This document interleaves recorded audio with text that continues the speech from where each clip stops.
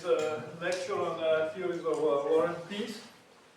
So today, today's topic is nuclear missiles, war and deterrence.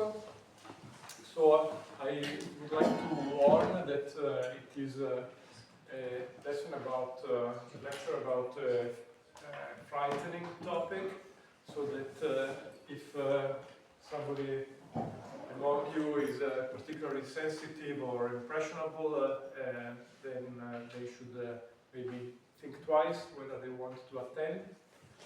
So I have warned you, so this is a serious and difficult to digest topic. So if you want to leave, I will not be angry. So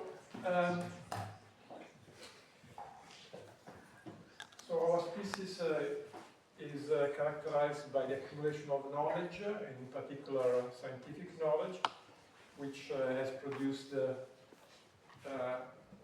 undisputable improvements of our destiny, but also quite terrifying weapons. So, and nuclear weapons are the most extreme form of this development. The development started very far in the past, but the most significant advances were in last century, when on the one hand missiles were developed, and on the other hand the atomic bomb was also invented. So missiles were developed first of all by the German army during the Second World War, the so-called V2 rocket. However, the technology was not so developed that it would be a game changer in the Second World War.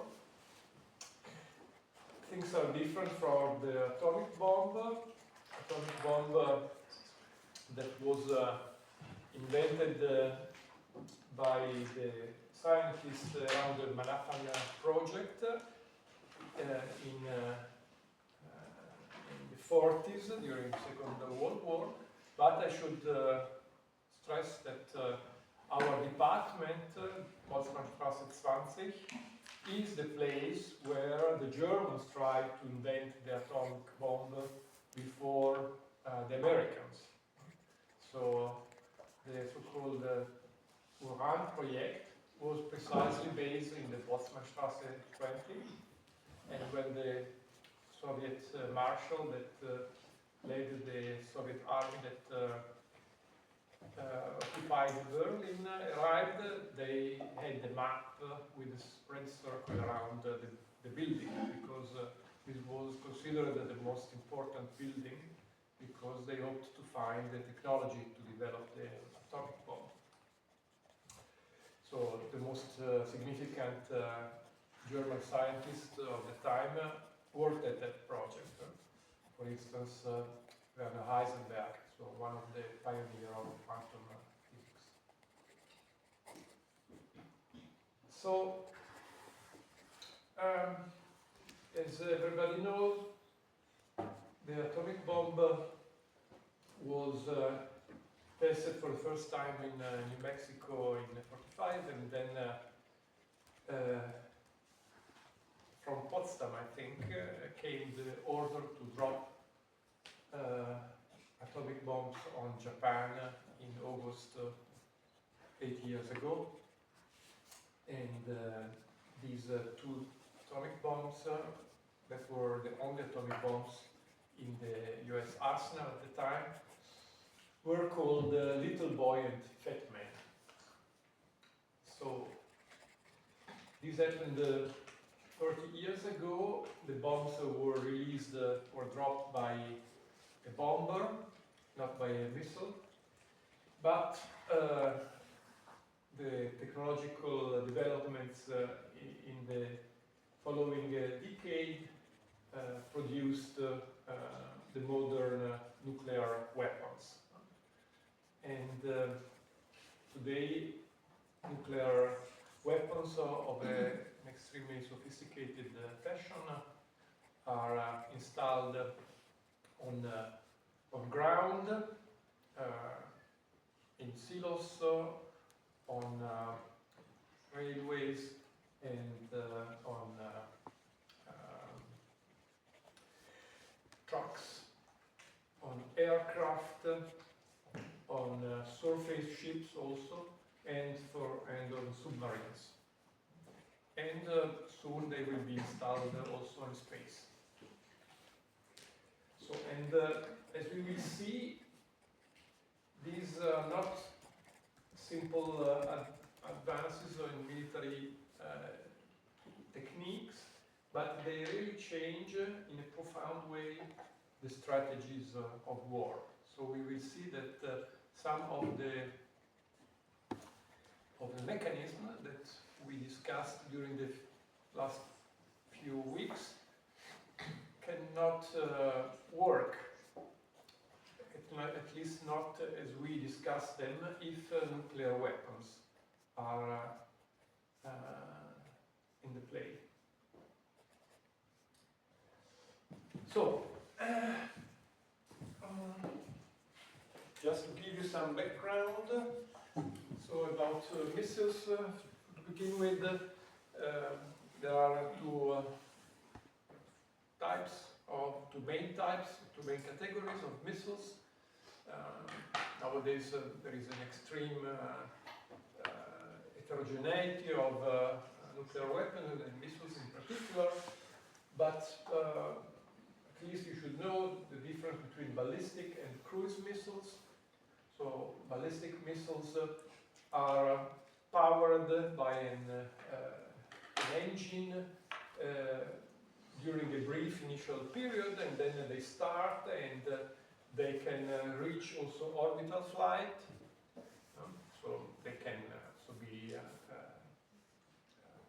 not go so far in height, but they are capable. There are ballistic missiles that are capable of orbital flight, and especially in this case, they can reach extremely high speed.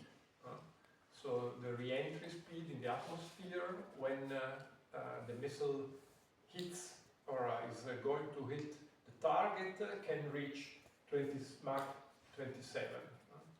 So this is something like more than 30,000 kilometers per hour.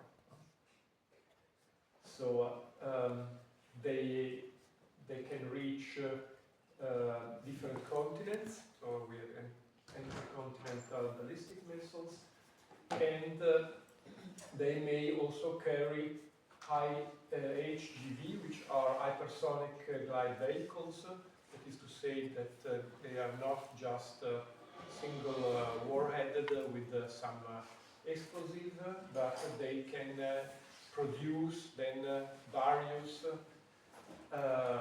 sub-missiles that then can go to different targets. So you understand that especially when they re-enter atmosphere, they are extremely difficult to be hit by counter force, say anti-ballistic systems. So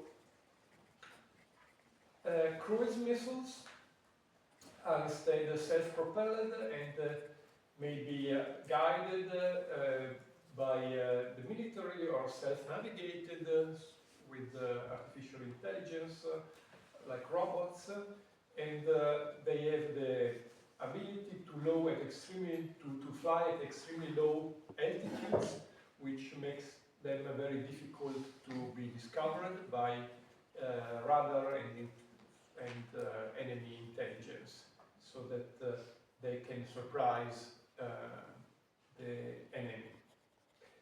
They can also fly at very high speed, at hypersonic speed. So max 5, this would be 6,000–7,000 kilometers per hour. And they may also reach intercontinental range.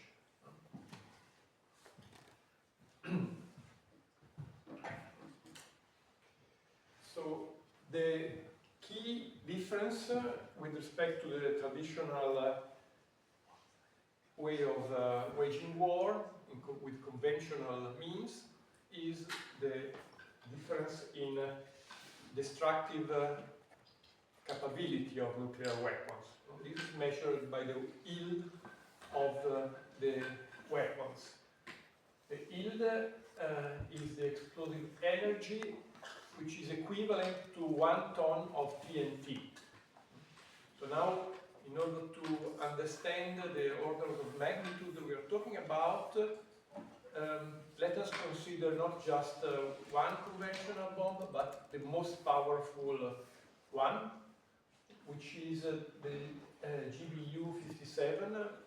You may recall that some months ago, with the Iran crisis, then the US threatened to destroy the facilities, the Iranian facilities, to enrich uranium, and they were hidden very deep in the ground.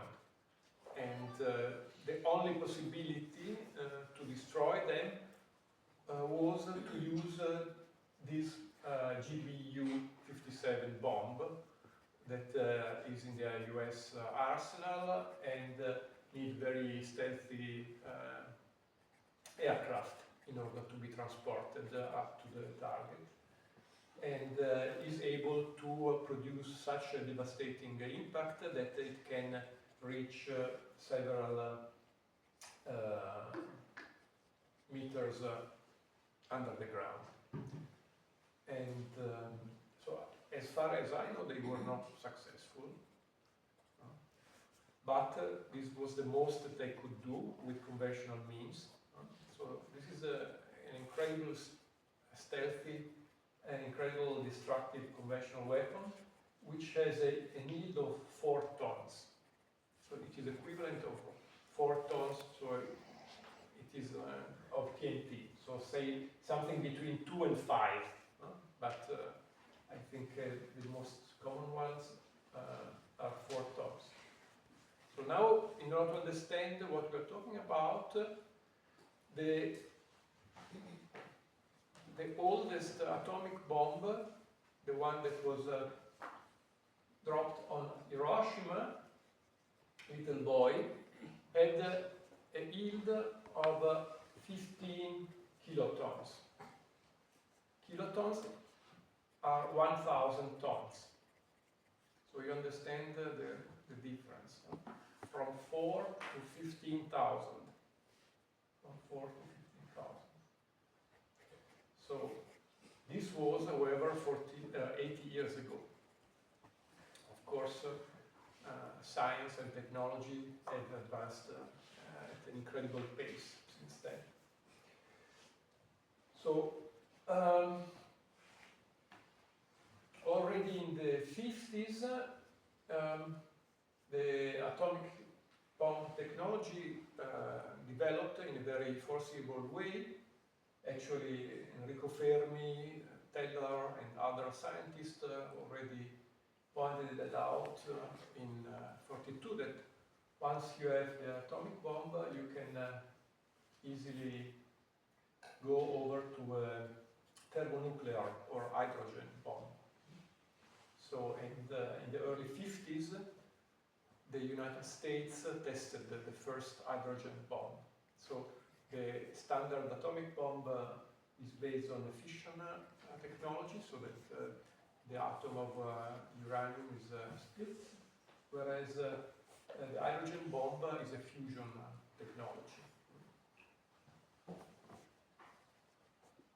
And indeed, so one of the reasons why the Germans during the Second World War did not pursued very deep the development of atomic bomb was the idea that it was a crazy technology, because at that time it was thought that, at least Heisenberg and others, thought that it was extremely risky, because from a purely theoretical point of view, it is unclear whether you can held in check the reaction chain that is triggered by the fission of the atom. So that the danger would be that by having a fission of the atom of uranium, you would start a reaction by which the lightest atoms, the hydrogen atoms, fuse, enter into fusion, and this transmits itself over the entire atmosphere, so that the atmosphere would be under a process of ignition. So that if the whole Earth atmosphere ignite, then the whole Earth would enter a firestorm and would be destroyed. And indeed, when the first test of the atom bomb in New Mexico was organized, the atomic scientists used to make bets about whether there would be the world after the test or not. So they were highly unsure. So, and the US government decided to authorize the test if the probability of destruction of the entire Earth would be smaller than a certain number. I think something like 1 in 20 million or something like this. I cannot remember, but there was a number, and they discussed that the threshold was not reached, and so they would test it. But this was so, and indeed, so a hydrogen bomb is a combination of an atomic bomb using fission technology with the fusion, because in a thermonuclear bomb you have a small atomic bomb that explodes and then gets to the fusion. And this technology has an incredible power as compared to the technology. So the destructive ability of thermonuclear weapons is another order of magnitude than atomic bombs that were used on Hiroshima and Nagasaki. So the largest hydrogen bomb ever tested was tested by the USSR in 1961, and was called the Tsar Bomba. Tsar Bomba. So, and to give you the order of magnitude, it had a yield of 58 megatons. A megaton is 1,000 kilotons, 1 million tons. So it is, say, like 4,000 Hiroshima bombs, just in one bomb. This was a technology 64 years ago. So of course today we are able to do a multiple of that. So these are all bombs. So when it was tested, on an island close to the Arctic Sea in the Soviet Union, and it was let explode. So the crew that brought the bomb to the place, they were said that they had a 50% chance of surviving the test. Still, the bomb was dropped with a parachute to give them enough time to fly away, so that they were some, 50 kilometers away when the bomb exploded. And it was made exploding not close to the ground, but 4 kilometers altitude. So which of course reduces the destructive impact. Still, the bomb, so it is a region that is hardly populated, but still houses located more than 100 kilometers from the place where the bomb exploded had the windows destroyed by the waves. And in New Zealand, so which is the opposite side of the globe, they also recognized that the bomb was tested, and as it produced a wave of blast that made 3 times the globes, and it produced this, an earthquake that also made with its waves 3 times the entire globes, an earthquake of 5 point something magnitude.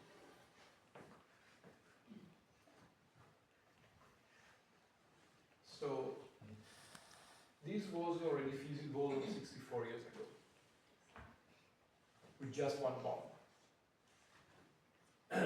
So these are bombs. So missiles can also have an enormous yield. So I chose to report all missiles that were very popular in Europe when I was young. So version 2 deployed in Germany in '83. They can bring 80 kilotons, but of course we have many of them. And the cruise missiles that were deployed in the same years, they can bring some 150 kilotons. So it is important also to know that the destructive radius varies as a function of the yield to the power, the cubic power. So there is a definition of destructive radius, which I don't know precisely. And keeping this definition constant, the destructive radius increases with the power 1/3. Of course, so this means, of course, the area, being it quadratic, increases to the power 2/3 of the yield. So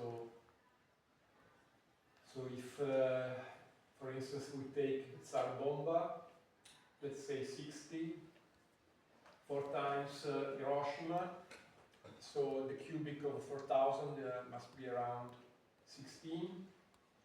So a Tsar Bomba would have a radius 16 times the Hiroshima bomb, and 256 times the area of destruction, so the square of 16. So, moreover, most weapons today are not just single warheads, but are multiple independent targeted re-entry vehicles. So that if you fire a missile, then you are firing multiple warheads. Each one can then independently reach a different target. So which increases hugely the destructiveness of the weapon. Moreover, of course, they are also much more accurate. So at that time, accuracy was measured in 100 meters. Today it is measured in maybe 10 meters. So a striking feature of these weapons is that they would, by their very nature, kill more civilians than the military.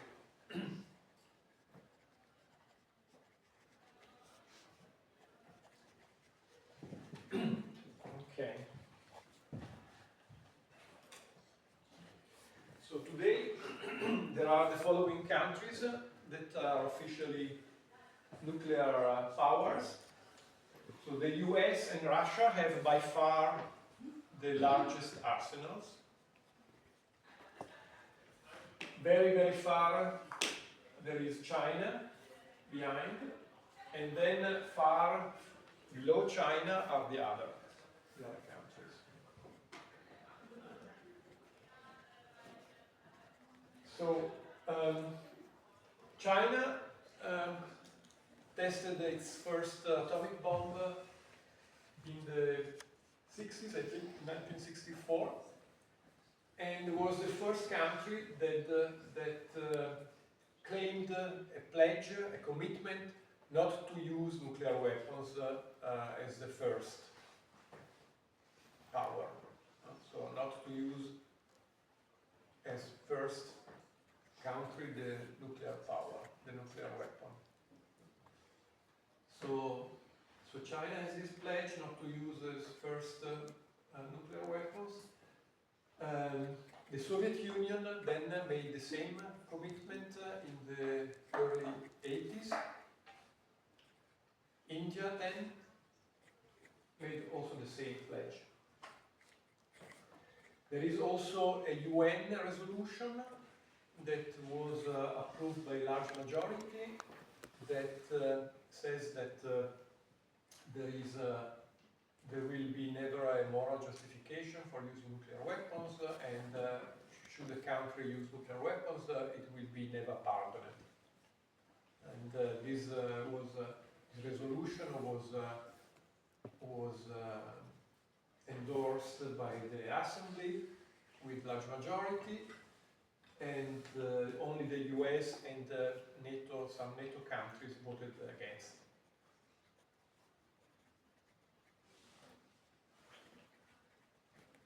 So, several countries host US nuclear weapons, most of them in Italy, but also in Turkey, Germany, Belgium, and the Netherlands. Host means that it's host just. No? This means that ownership and control are completely on the American force. So mainly the US Air Force decides about employment of the weapons. So the hosting countries have no rights about them. Following the Ukrainian crisis, Belarus agreed to host Russian nuclear weapons. So there is a small amount of pretty old Russian nuclear weapons in Belarus nowadays.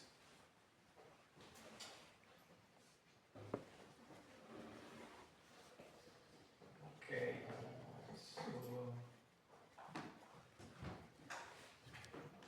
I think this is as a background information. Okay, are there questions about this background?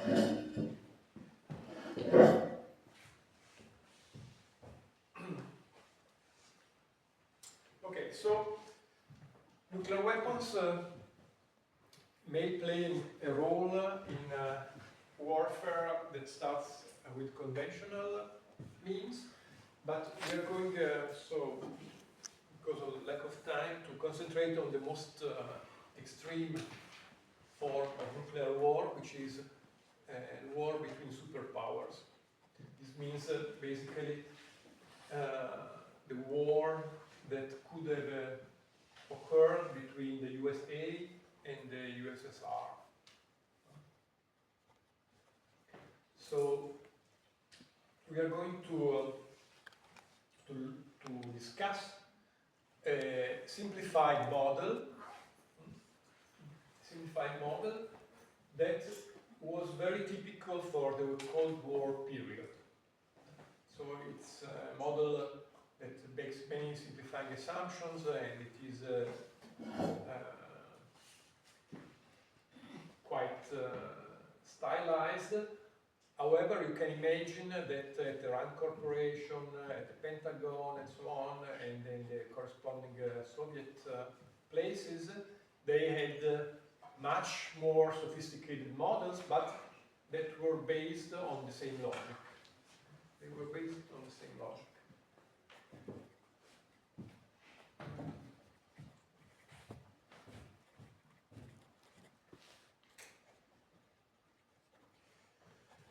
So, a triligator is also an economist, so I learned on the book by Triligator when I was a PhD student. So he wrote a nice book about optimization and control theory. So we are considering two nuclear powers, country A and B, and there is an exogenous initial endowment of missiles. And we are going to discuss the use of these missiles in continuous time. So we assume that there is just one, each country has just one type of missile. And we denote by capital MA the missiles of country A, and MA of T means this is the amount or the number of missiles in country A, at time T.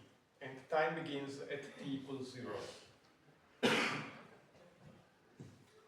So, and the model we are considering is a kind of a thought experiment that was indeed conducted by nuclear war planners in the two superpowers in order to inform their strategic decisions. So,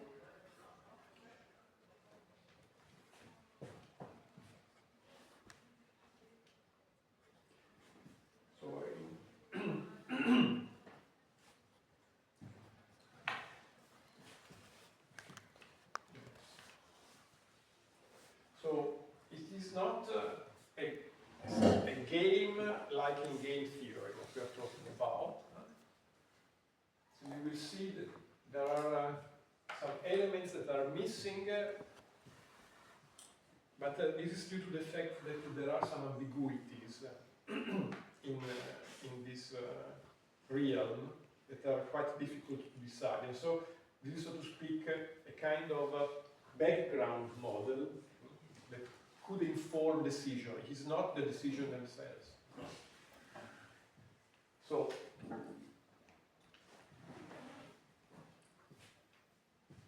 we start with some initial endowment, MA0 and MB0, and look at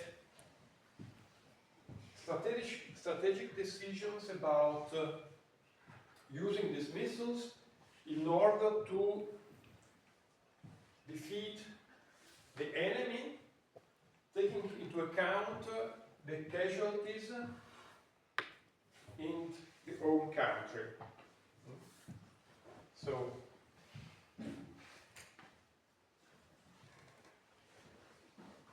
this is an important point.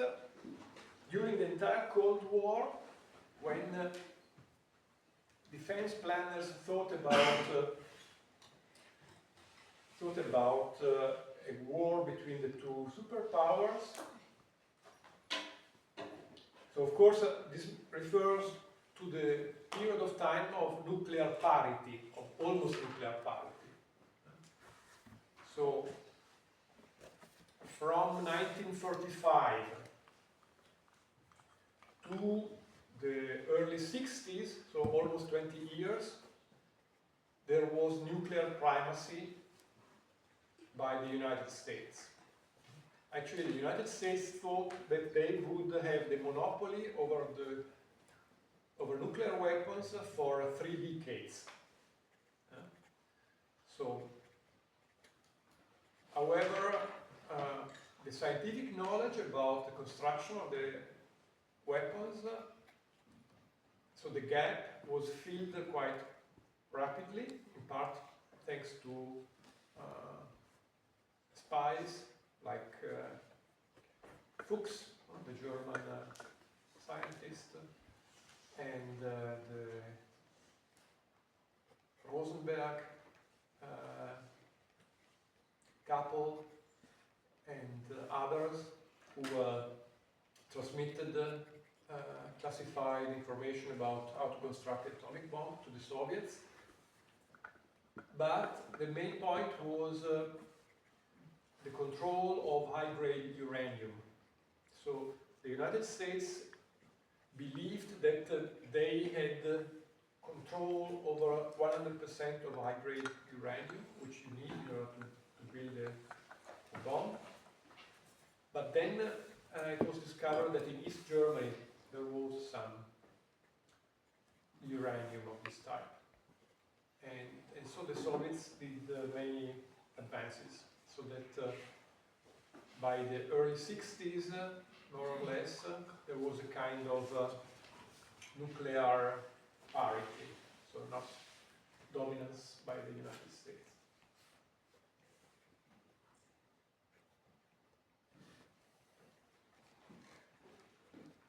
So, in this period, what was the consensus on both sides of the Iron Curtain about a possible nuclear war? So it was the consensus was that if there is a war, it would start with a surprise attack by one side on the counterforce of the enemy. What is the counterforce? The counterforce means the nuclear weapons of the enemy. So this is called counterforce firing. So for instance, country A would aim the missiles at the silos where the enemy has hidden its own missiles. And this surprise attack or first strike would aim at destroying the nuclear capability of the enemy. So, however, the enemy would, in a certain lapse of time, understand that a nuclear attack is going on and be able to order a counterattack. So, and the counterattack would not focus on the counterforce, on the nuclear weapons of the enemy that would have been fired to a large extent, but it would be mainly a countervailing firing. This means a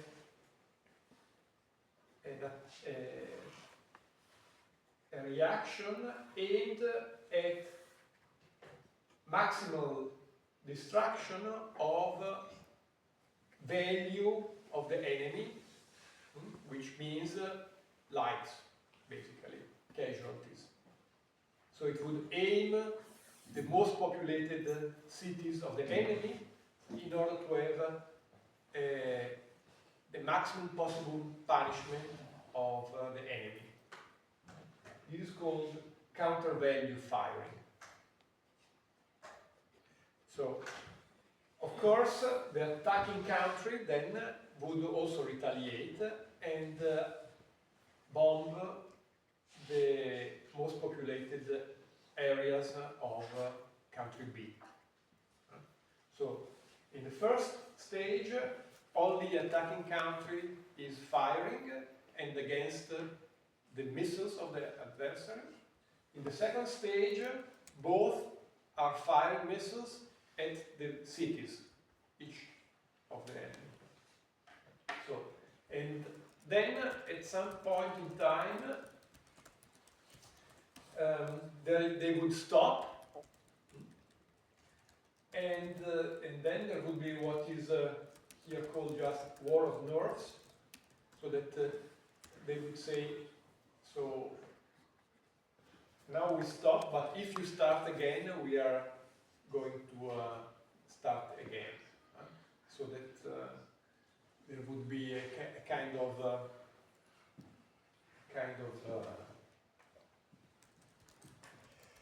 interruption of ceasefire, and then it would be open. So you see that it is not a true game.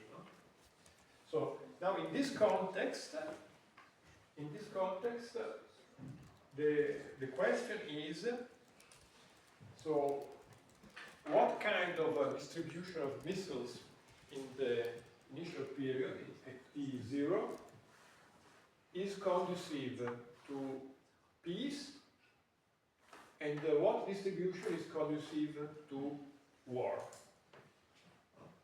So this is very important because this can inform you about armament treaties, about your own choice to arm, and so on. And of course, it is also important because you may choose to start an attack, a preemptive attack.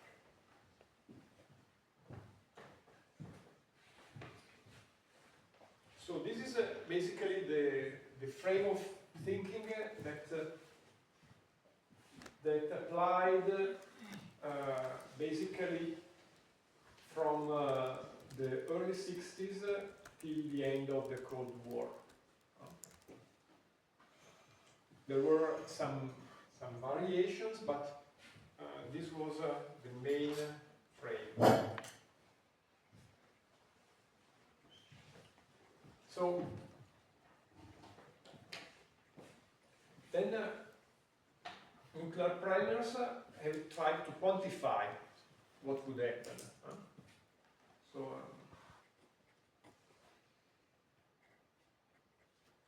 to some extent, there are declassified documents that show this,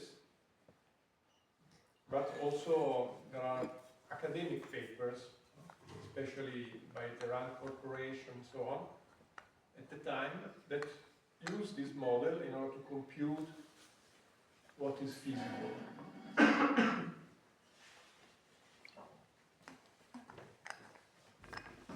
So, then let us conduct this thought experiment by assuming now that country A is the country that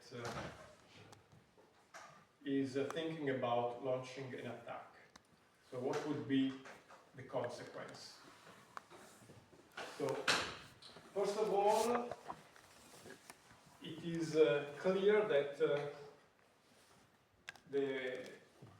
if an attack is launched by country A, then it is optimal for this country to fire its missiles at the highest possible rate, so as soon as possible.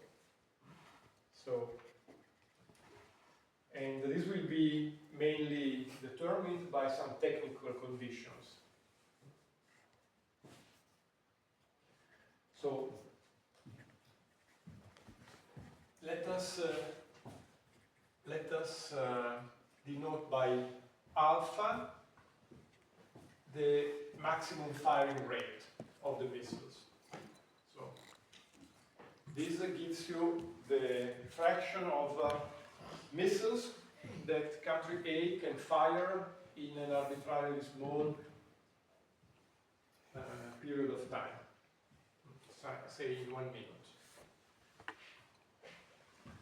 So then the endowment of missiles in country A, of course, will be reduced because they have been fired.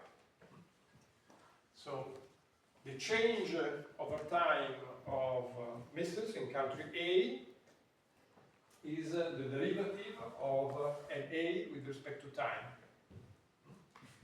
And since we have defined the rate of fire is alpha, then this is the equation that describes the evolution of the missiles in country A.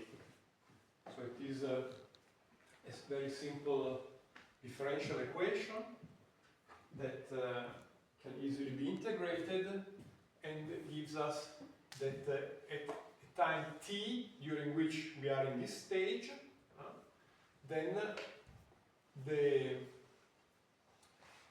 number of missiles in country A will be given by the initial number, MA, so MA of 0 we just write as MA, times E so to the power minus alpha t. So at t equals 0, this is 1, and if t increases, then this decreases and you lose missiles. So what happens now in the attacked country, in country B? So it's a counterforce attack. So this means that the missiles of A have targeted missiles of B.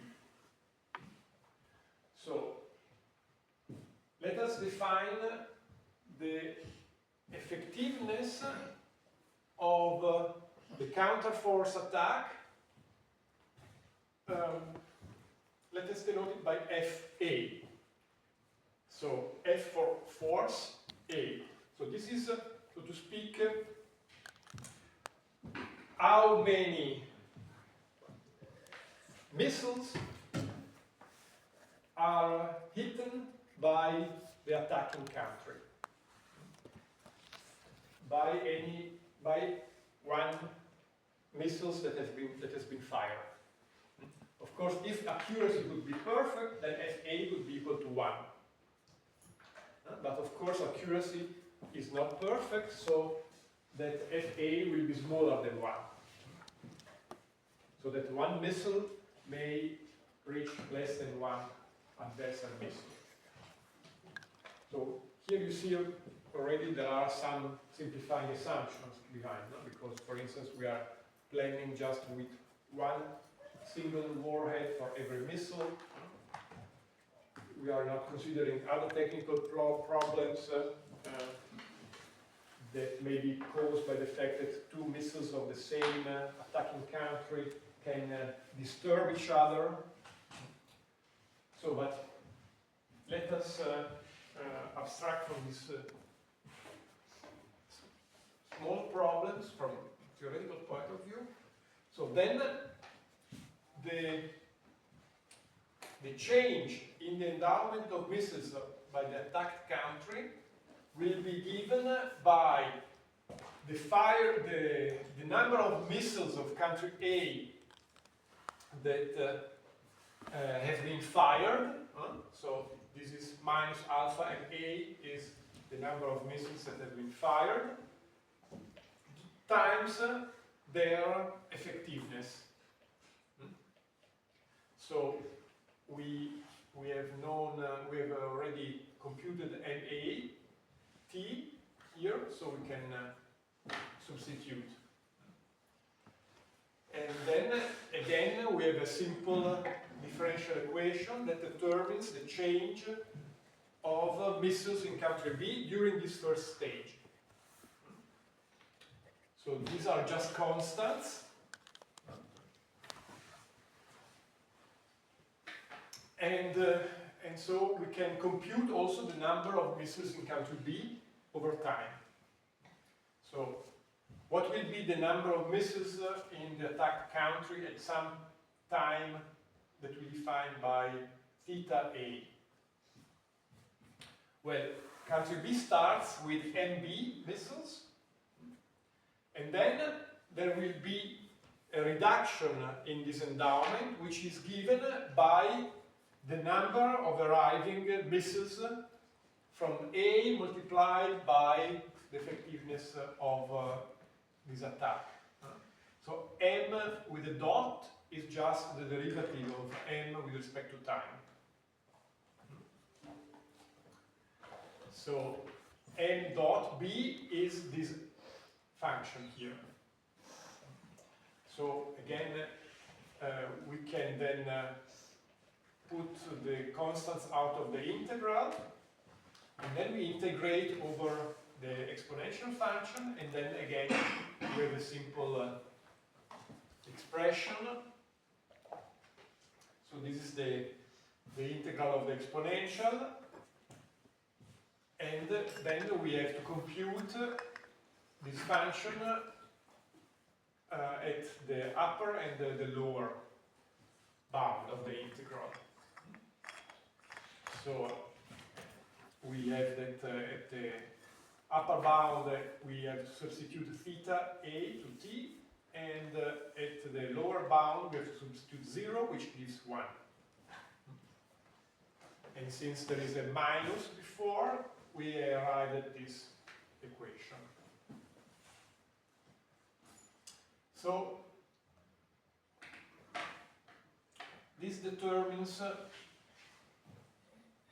the evolution of the missiles in the two countries during the first stage. So in the attacking country, because the missiles are fired, and in the attacked country, because its missiles are destroyed by the enemy. So, what is this theta A? Theta A is the time lapse of the first stage, which ends when the attacked state can retaliate, can start retaliating, and then we enter the second stage. So you see that apart from this duration and alpha, which is technically given, the parameter describing the counterforce effectiveness is of overwhelming importance. So, what determines the effectiveness of the attack? Well, in general, it will depend on the number of warheads and their yield. So, the more warheads, of course, the more targets you can hit at the same time. And yield is very important because the missiles may hit harder than the silos. So, meanwhile, technologies can produce extremely hard silos. And so the way in which these are destroyed is not so much by destroying the silos, but by producing, and this is why the yield is so important, by producing such a hole in the earth that the silos with the missiles go into the hole and they cannot be used. So the crater that is produced by the thermonuclear explosion is so huge that these huge silos are just like peanuts that flow into the crater. Actually, what you need is not to destroy the missiles of the adversary, but to damage them so much that they cannot be used. Yes. Why was the thinking that you just attack the capital where the decision makers are? So you eliminate kind of the executive force that can permit the missiles to even be launched? Yes, well, we will deal with this issue later on. So, so this is called the decapitation strategy that was promoted especially by Jimmy Carter, by the President of the United States, Jimmy Carter, which changed a bit, but so this has produced important consequences, but in the end, so it is important to see first this model. So it is very important for the effectiveness of counterforce firing, that you have sophisticated intelligence to detect the locations of missiles. So, for instance, during the first period of the Cold War, thanks to its technological superiority, the US used to fly over the entire Soviet Union not only bombers carrying atomic bomb at very high altitude that could not be reached by the Soviet artillery, so as to intimidate the Soviets, but also aircraft that would photograph and film the entire territory of the Soviet Union. So already in the first years after the Second World War, they had a complete picture. Every single meter of the Soviet Union was charted in order to detect also conventional weapons, but of course later on where they would hide their nuclear weapons. And today, of course, the use of satellites is absolutely important in order to detect the location of enemy weapons. So the effectiveness depends also on the ability of bees to escape this monitoring. So there are various possibilities. For instance, mobility. So silos can be detected rather easily. So a way to improve or to reduce the effectiveness of enemies' counterforce is to use rail and road, for instance. So in the Soviet Union, there were, I guess that today in Russia there are two, long railways that would steadily, and on this there would be a train that would steadily go transporting, or many trains, most of them empty, but one or two with some nuclear missiles, or using trucks. Of course, in sea, it is even more complicated to detect nuclear weapons, especially submarines. So surface ships are easily to detect, but submarines are difficult to detect. So at least until 20 years ago, it would be very difficult to discover where enemy submarines with the nuclear missiles would be around. So nowadays there are technologies that allow at least the United States to detect in a, it seems, quite precise way where enemy submarines are located. So you have to understand that nuclear submarines are not only extremely expensive, but also extremely expensive to work with. So most of the time they are not used. They are on alert in docks. So in the early 2000s, Russia had 9 submarines with nuclear weapons, but I think at most 2 of them would be on patrol in normal times. The other would be in docks, so they would be